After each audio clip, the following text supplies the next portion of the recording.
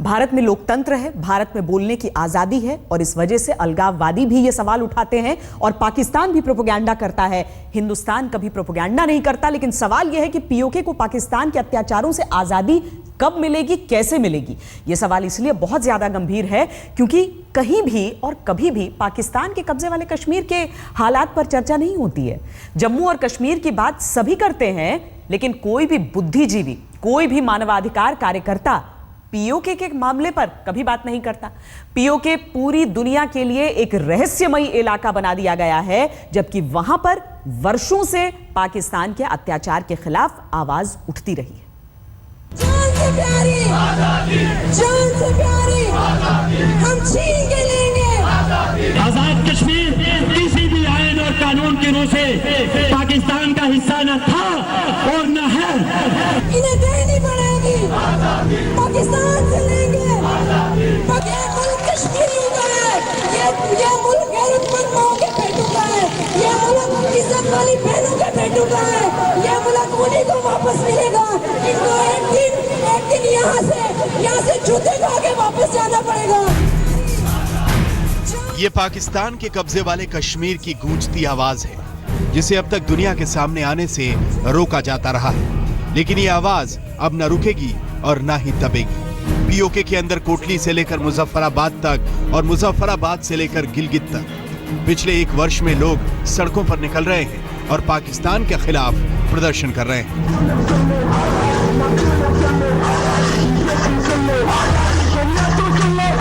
मैं पूछता हूँ यहाँ की इंतजामिया से, इस हुकूमत से, इन मुजाहिदों और चौधरी से, इन ठेकेदारों से कि ये किस कानून के तहत यहाँ पर पाकिस्तान के परचम लहरा रहे हैं। ये किस कानून के तहत इस तरह के बेहुदा बैनर जो है वो चौकों पर लटका रहे हैं, जिन पे लिखा हुआ है कि कौन को जश्न आजादी मुबारक हो। आजाद हुए नहीं हो, जश्न आजादी पहले बना रहे हो। इस तरह की भी कोई बेवकूफ हुकूमत आपने देखी है? पीओके की इस आवाज को दबाकर पाकिस्तान पिछले 7 दशक से यहाँ पर राज कर रहा है। कहने को तो पाकिस्तान पीओके को आजाद कश्मीर कहता है, पीओके में चुने हुए जनप्रतिनिधि और प्रधानमंत्री हैं, लेकिन सब कुछ पाकिस्तान से कंट्रोल होता है। कैसे पाकिस्तान पीओके को कंट्रोल करता है, ये भी सुनिए। दिन ब दिन ग्यारह हो रहे हैं और उसके बाद जब इलेक्शन हो जाता है तो प्राइम मिनिस्टर किसे बनाना है उसके लिए बोली लगती है। खुदा की कसम, हमारा प्राइम मिनिस्टर जिस तरह मंडी में नहीं जो मवेशियों को खरीदा जाता है, इस तरह मंडी लगती है कि कौन सा कितने ज्यादा बोली देगा, कितने पैसे देगा, उसको उसका प्राइम मिनिस्टर बनाए। सुन लिया आपने, ये सच है पाकिस्तान के कब्जे वाले कश्मीर। लोगों के पास रोजगार नहीं है, सड़कें नहीं है, गरीबी और भूखमरी से लोग जूझ रहे हैं और पाकिस्तान का सिस्टम पीओके का खून चूसने में लगा है। इन हालात से पाकिस्तान के कब्जे वाले कश्मीर को कौन बचाएगा? क्यों धरती का स्वर्ग कहे जाने वाले कश्मीर के इस हिस्से को दुनिया भर में भुला दिया गया है? क्यों नहीं यहाँ पर पाकिस्तान के अत्याचारों की बात उठाई जाती है? न केवल इंडिया में बल्कि अंतर्राष्ट्रीय समुदाय को भी बोलना चाहिए। हालांकि इंटरनेशनल ह्यूमन राइट्स ऑर्गेनाइजेशन ने उनको लिखा है, लेकिन ज़रूरत इस बात की है कि उसके ज़्यादा उसका प्रचार होना चाहिए और उसको पाकिस्तान पे प्रेशर पड़े ताकि उसको रोके। 68 सालों से पीओके को कश्मीर हड़प कर बैठा है। पीओके को भारत के खिलाफ जिहाद का अड्डा बना दिया गया। पीओके में हाफिज सईद और मसूद अजहर जैसे आतंकवादी खुलेआम घूमते हैं और वहां पर आतंकवादी संगठनों के ट्रेनिंग कैंप भी चलते हैं। इन सब के बीच पीओके के लोगों को सिर्फ और सिर्फ दर्द और आंसू ही मिले हैं। ये ऑक्युपाइड टेरिटरीज हैं। ऑक्युपाइड टेरिटरीज में वहाँ की कल्चर, वहाँ की लैंग्वेज, वहाँ के रहन सहन और वहाँ पे इतने पॉपुलेशन चेंज नहीं किया जा सकता। इसलिए पाकिस्तान को ये अंतर्राष्ट्रीय नियमों के विरुद्ध ये काम हो रहा है। अब वक्त आ गया है कि कश्मीर के इस हिस्से पर भी बात की जाए। इसके दर्द की कहानी भी पूरी दुनिया के सामने आनी चाहिए। आज तक ब्यूरो। यहां पर आपके लिए पाकिस्तान के कब्जे वाले कश्मीर की पूरी तस्वीर को समझना भी जरूरी है। जम्मू और कश्मीर का कुल इलाका 2,22,236 वर्ग किलोमीटर है। इसमें 78,114 वर्ग किलोमीटर का इलाका पाकिस्तान हड़प कर बैठा है, जबकि 37,555 वर्ग किलोमीटर के इलाके पर चीन ने 1962 के युद्ध के बाद अवैध कब्जा कर रखा है। यही नहीं, वर्ष 1963 में पाकिस्तान ने कश्मीर की 5180 वर्ग किलोमीटर जमीन चीन को दे दी थी। अब हम आपको पाक अधिकृत कश्मीर में पाकिस्तान की चालाकी के बारे में बताते हैं। पाकिस्तान ने पीओके को 2 हिस्सों में बांट दिया है। एक छोटा हिस्सा पीओके का है जिसका एरिया 13,297 वर्ग किलोमीटर का है। इसे पाकिस्तान दुनिया भर में आजाद कश्मीर कहता है। दूसरा बड़ा हिस्सा गिलगिट बल्टिस्तान का है जो 64,817 वर्ग किलोमीटर में है, जिसे पाकिस्तान अपना 5वां राज्य बनाने की फिराक में है। पीओके में कहने को तो अपनी चुनी हुई सरकार और प्रधानमंत्री है, लेकिन पीओके के सभी मामले पाकिस्तान की सरकार तय करती है। जानकारों के मुताबिक पीओके का प्रधानमंत्री बनने के लिए पाकिस्तान में बोली लगती है। चुनाव लड़ने के लिए पाकिस्तान के प्रति वफादारी की शपथ पर हस्ताक्षर करने पड़ते हैं। यहां तक कि पीओके की सरकार अपनी मर्जी से पोस्टेज स्टैंप तक जारी नहीं कर सकती। पिछले 68 वर्षों से पाकिस्तान से पीड़ित पीओके की जनता किस तरह के हाल में है, इसके बारे में भी हम आपको बताते हैं। पीओके की 88% आबादी तक अभी भी सड़कें नहीं पहुंची। करीब 29 लाख लोगों की जिंदगी कृषि और जंगल पर ही निर्भर है। पाकिस्तान के कब्जे वाले कश्मीर में साक्षरता दर सिर्फ 48% है। अगर जम्मू और कश्मीर की साक्षरता दर देखें तो यह करीब 67% है। पीओके और गिलगिट बल्टिस्तान के 48% बच्चे कभी स्कूल नहीं गए। पीओके के लोग बेरोजगारी, गरीबी, विकास न होने से परेशान हैं। एक अनुमान के मुताबिक पीओके में 50% युवा बेरोजगार हैं। पीओके के करीब 24% लोग गरीबी की रेखा के नीचे हैं और किसी तरीके से उनका गुजर बसर चलता है। पाकिस्तान के कब्जे वाले कश्मीर की आवाज हमारे सिस्टम को भी सुननी चाहिए, क्योंकि यह हमारा ही इलाका है जिस पर पाकिस्तान ने अवैध कब्जा कर रखा है। दुख की बात यह है कि कश्मीर के इस हिस्से पर पाकिस्तान से कभी बात नहीं होती। पिछले कई दशकों से कश्मीर के इस हिस्से को पाकिस्तान ने भारत के खिलाफ प्रायोजित आतंकवाद की प्रयोगशाला बना रखा है। इतना ही नहीं, इस हिस्से को पाकिस्तान ने एक तरह से चीन के हाथ बेच दिया है। चीन पीओके में अपने मतलब, अपने कारोबार और भारत पर नजर रखने के लिए इंफ्रास्ट्रक्चर प्रोजेक्ट पर काम कर रहा है। पीओके में 3 बड़े पावर प्रोजेक्ट पर चीन पाकिस्तान की मदद कर रहा है। इस वक्त 3000 से ज्यादा चीन के कर्मचारी पीओके में तमाम प्रोजेक्ट्स में लगे हुए हैं। चीन और पाकिस्तान की साजिश पर भारत कड़ी नजर रखे हुए है। जरूरी यह भी है कि करारा जवाब दिया जाए। चलिए अगली खबर से आपको खबरदार करें। अगर आपको कहा जाए कि कोई एक सरकारी विभाग बताएं जिसमें बिना रिश्वत दिए काम हो जाने की गारंटी है, आप सोच में पड़ जाएंगे। इसमें आपकी कोई गलती नहीं, क्योंकि हमारे देश के कण-कण में भ्रष्टाचार का वायरस बहुत बुरी तरह से फैल चुका है और अब हम सिस्टम की जड़ों को, हमारी सिस्टम की जड़ों को खोखला कर रहे भ्रष्ट वायरस का विश्लेषण करेंगे। इसकी शुरुआत हम आपको एक वीडियो दिखाकर करना चाहते हैं। यह वीडियो है तो महज 20 सेकंड का, लेकिन इस 20 सेकंड के वीडियो में भारत की भ्रष्टाचार वाली विकराल हकीकत बयान हो रही। वीडियो में एक ट्रेन की जनरल बोगी में यात्रियों से रिश्वत लेते रेलवे पुलिस का कांस्टेबल दिख रहा है, जो यात्रियों को डरा धमका रहा है और सभी यात्रियों से रिश्वत लेकर अपनी जेब भर रहा है। आप सोचेंगे इस वीडियो में कौन सी खास बात है, ऐसा तो होता रहता है। लेकिन क्या आपने कभी सोचा है कि ऐसा क्यों होता है? क्या आपने कभी सोचा है कि रिश्वतखोरी हमारे देश की कितनी बड़ी समस्या है? अगर नहीं सोचा तो हमारा यह विश्लेषण आपको ऐसा सोचने पर मजबूर कर देगा, क्योंकि अब हम भारत की भ्रष्टाचार का आंखें खोल देने वाला विश्लेषण करेंगे। लेकिन सबसे पहले आपको रेलवे में खुलेआम रिश्वतखोरी के खेल का पर्दाफाश वीडियो का पूरा सच जानना चाहिए।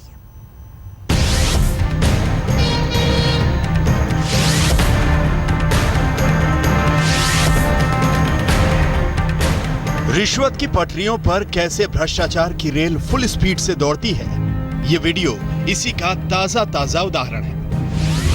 20 सेकंड का ये वीडियो एक यात्री ने अपने मोबाइल से बनाया है। वीडियो पर जरा गौर करिए। पुलिस की वर्दी में एक शख्स ट्रेन के डिब्बे में प्रकट होता है और यात्रियों को डराना शुरू करता है।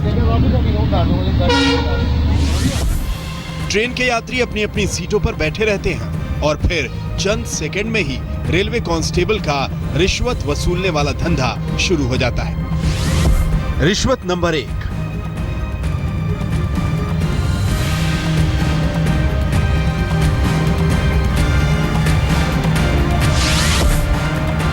रिश्वत नंबर 2।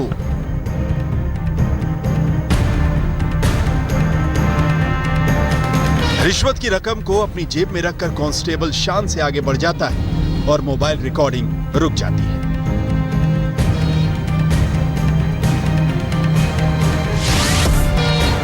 इस वीडियो में बस इतना ही है, लेकिन रेल यात्रियों से रिश्वत वसूलने का यह खेल इससे भी ज्यादा, बल्कि बहुत ज्यादा बड़ा है।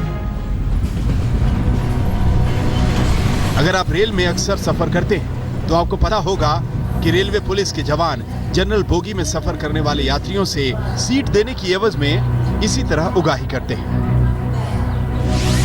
यह वीडियो भी इसी सच्चाई की गवाही दे रहा है।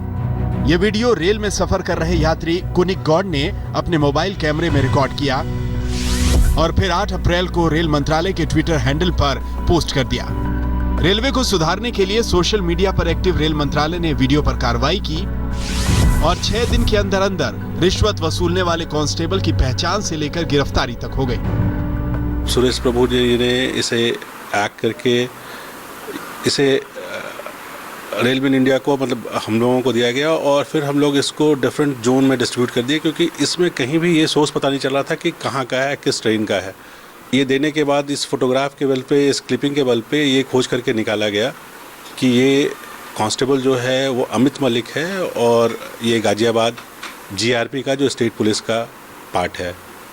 फिर इस क्लिप के बेसिस पे केस लॉन्च किया गया, उसे सस्पेंड किया गया। सोशल मीडिया पर वीडियो वायरल हुआ तो लोगों की प्रतिक्रियाएं आने लगी। हर तरफ से रेलवे में रिश्वतखोरी पर लानत भेजी जाने लगी। लोगों ने रेल मंत्रालय की तारीफ भी की, लेकिन क्या सिर्फ इतने भर से काम बन जाएगा? रेलवे सुधर जाएगा? रिश्वतखोरी बंद हो जाएगी? लोकल सर्कल नामक संस्था द्वारा कराए गए ऑनलाइन सर्वे में 1.5 लाख लोगों से रेलवे में रिश्वतखोरी पर राय ली गई तो पता चला कि 63% रेल यात्रियों को सीट या बे टिकट यात्रा करवाने के लिए टीटीई ने रिश्वत मांगी।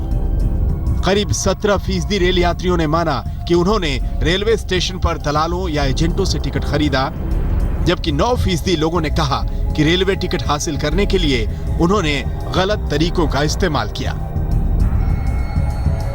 यानी रिश्वतखोरी की परंपरा दो तरफा है। एक तरफ रिश्वत मांगने वाले कर्मचारी हैं तो दूसरी तरफ वो लोग हैं जो हर काम के लिए रिश्वत को रामबाण मानते हैं। लेकिन अब वक्त बदलने का है, क्योंकि जब भ्रष्टाचार वाली सोच बदलेगी तभी तो देश की तकदीर बदल पाएगी, वरना तो करप्शन की ट्रेन तेज रफ्तार से ऐसे ही चलती रहेगी जैसे इस वीडियो में चल रही है।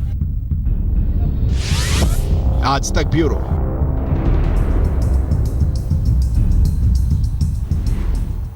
अच्छी बात यह है कि यह वीडियो मिलने के बाद फौरन कदम उठाया गया।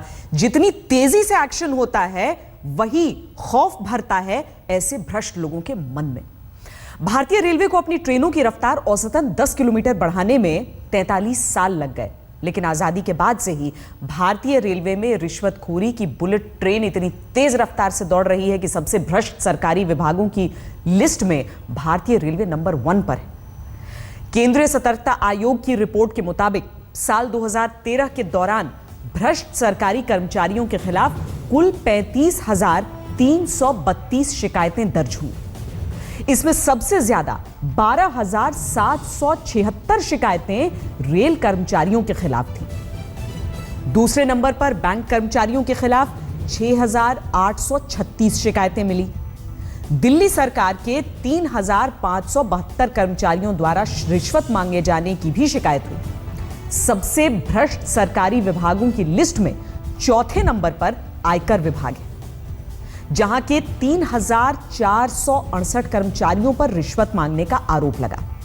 ये आंकड़े दर्शाते हैं कि भारतीय रेलवे के विकास की पटरियों को किस तरह से रिश्वतखोरी की जंजीरों ने जकड़ा हुआ है। वैसे भ्रष्टाचार की बुलेट ट्रेन सिर्फ रेलवे में ही नहीं चलती बल्कि पूरे देश में दौड़ती है। Janaagraha centre for citizenship and democracy की रिपोर्ट के मुताबिक औसतन हर 2 में से 1 भारतीय को सरकारी विभाग में अपना काम करवाने के लिए रिश्वत देनी पड़ती है।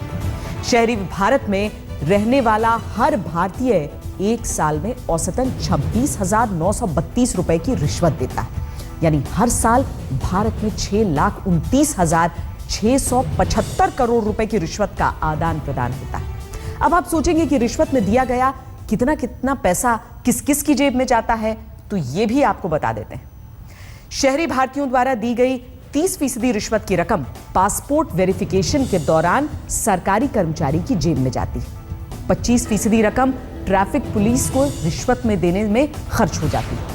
15% रिश्वत की रकम प्रॉपर्टी को रजिस्टर करवाने में जाती है। ड्राइविंग लाइसेंस बनवाने में रिश्वत की 10% रकम शहरी भारतीय परिवहन विभाग के कर्मचारियों को दे देते हैं, जबकि करीब 6.5 लाख रुपए की रिश्वतखोरी में अन्य सरकारी विभागों का हिस्सा 20% होता है। यानी सरकारी विभागों में कदम कदम पर रिश्वतखोरी का खेल चलता है। बिना रिश्वत दिए सरकारी विभागों में फाइल हिलती तक नहीं। ट्रांसपेरेंसी इंटरनेशनल की रिपोर्ट में बताया गया है कि किस सरकारी काम को करवाने में क्या कीमत होती है। रिपोर्ट के मुताबिक इनकम टैक्स का पैसा रिफंड करवाने के लिए लोगों को रिफंड हुई रकम का औसतन 10% हिस्सा सरकारी बाबुओं को चढ़ावे के तौर पर देना पड़ता है। सरकारी नौकरी पाने के लिए औसतन 1 लाख रुपए की रिश्वत देनी पड़ती है। ड्राइविंग लाइसेंस बनवाने के लिए रिश्वत की रकम करीब 600 रुपए है। ट्रेन में बिना टिकट यात्रा करने के लिए टीटीई टिकट की कुल कीमत का 50% रिश्वत के तौर पर लेता है। पासपोर्ट वेरिफिकेशन करने वाले सरकारी कर्मचारी हर आवेदक से 200 से लेकर 10,000 रुपए तक रिश्वत वसूल लेता है। मैरिज रजिस्टर करवाने के लिए सरकारी विभागों में रिश्वत की रकम 4,000 से 5,000 रुपए होती है। एलपीजी कनेक्शन लेने के लिए भी भारतीयों को औसतन 500 से 1,000 रुपए रिश्वत देनी पड़ती है। बर्थ सर्टिफिकेट से लेकर डेथ सर्टिफिकेट तक हर सुविधा के लिए रिश्वत की रकम तय होती है। यानी भारत में बिना रिश्वत लिए लोग मर भी नहीं सकते। फिक्की और अर्नस्ट एंड यंग की स्टडी के मुताबिक रिश्वतखोरी की वजह से हर साल देश की जीडीपी को 36,200 करोड़ रुपए का नुकसान होता है। लेकिन भ्रष्टाचार का नुकसान सिर्फ आर्थिक नहीं होता, बल्कि इससे दुनिया भर में भारत की साख गिरती है। साल 2015 में आई ट्रांसपेरेंसी इंटरनेशनल की रिपोर्ट में भ्रष्टाचार के मामले में 168 देशों की लिस्ट में दुनिया का 92वां सबसे भ्रष्ट देश है भारत। इस लिस्ट में डेनमार्क को सबसे कम करप्ट और नॉर्थ कोरिया को सबसे ज्यादा करप्ट देश माना गया है। साल 2014 में सबसे करप्ट देशों की लिस्ट में 85वें नंबर पर भारत था, लेकिन तब इस लिस्ट में शामिल कुल देशों की संख्या 168 नहीं बल्कि 174 थी। यानी यह नहीं कहा जा सकता कि साल 2014 के मुकाबले 2015 में भ्रष्टाचार कम हुआ है। इसलिए देश को ज्यादा खुश होने की जरूरत नहीं, बल्कि भ्रष्टाचार के खिलाफ जीरो टॉलरेंस वाली सोच अपनाने की जरूरत है। फिर चाहे भ्रष्टाचार बड़े घोटालों के रूप में सामने आए या ट्रेन में सीट के लिए मांगी जाने वाली छोटी सी रिश्वत के तौर पर। हर सरकारी विभाग में रिश्वतखोरी रोकने के लिए जो सबसे जरूरी चीज है वो है पारदर्शिता। हमारे हुक्मरान अगर ठान लें कि भ्रष्टाचार को कम करना है तो ये बहुत जल्दी मुमकिन है। बस राजनीतिक इच्छा शक्ति की जरूरत है। पक्की राजनीतिक इच्छा शक्ति से जुड़ी ऐसी ही खबर अब हम आपको दिखाने जा रहे हैं। आपने अब तक आदिवासी गांवों को उनके पिछड़ेपन के लिए जाना होगा, लेकिन जम्मू कश्मीर सरकार ने आदिवासी गांवों की काया पलट करने की योजना बनाई है। राज्य सरकार की इस योजना के तहत घाटी के आदिवासी गांवों में शहरों जैसी सुविधाएं पहुंच रही हैं, बल्कि कहा जाए कि उससे भी आगे की सोच इस गांव में झलक रही है। राजौरी जिले की हुब्बी ग्राम पंचायत इसी का नमूना है। यहाँ के सरकारी स्कूल में स्मार्ट क्लासरूम है, गांव में इंटरनेट है, तो साथ ही बारिश का पानी जमा करने के लिए रेन वाटर हार्वेस्टिंग सिस्टम। बड़ी खबर, हैरान करने वाली खबर यह है कि एनआईए अधिकारी तंजील अहमद की पत्नी फरजाना की मौत। हमले में जख्मी फरजाना का एम्स के ट्रॉमा सेंटर में इलाज चल रहा था। 2 दिन पहले ही उन्हें नोएडा से The show is perfectly fine, it's healthy, it's normal and it's cool like always. Little baby called the iPhone SE has arrived in India and we got our hands on it. We have told you a lot about the phone, reasons to buy it and